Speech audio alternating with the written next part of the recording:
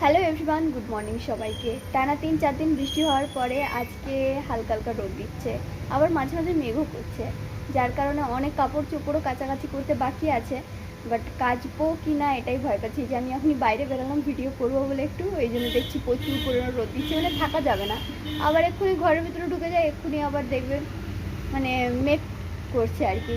আর সকালবেলাতে এই যে আমরা পাখিগুলোকে খেতে দিয়েছিলাম, তাও যাই হোক এখানে এখনও বসে রয়েছে তিনটে, অনেকগুলো চলেও গেছে। আর বৃষ্টির ওয়েদারে আমাদের পুরো বাইকটা এত পরিমাণে পিছল হয়েছে না, মানে হাঁটা চলা করতে আমার নিজের ভয় লাগছে অনেক বেশি। আর সিনু তো কালকে এক কাছার খেয়েছে, সিনুর সাথে আমাদের ভাগনা দুজন মিলে এক একটা করে কাছার খেয়েছে।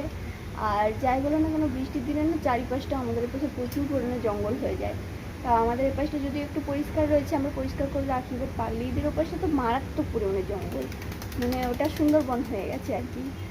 তো তোমরা অনেকেই বলছিলে যে দিদি শর্টস পেজে কেন তুমি এখনও ভিডিও দাও না। অ্যাকচুয়ালি না, বড় পেজের জন্য ভিডিও বানানোর পরে এখন আর সেরকম এনার্জি বলবো না, ঠিক ইচ্ছে করে না।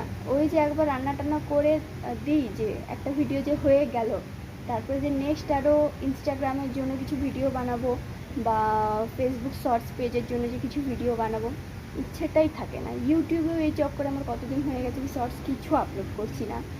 তো ঠিক আছে, আস্তে আস্তে করার চেষ্টা করছি। তো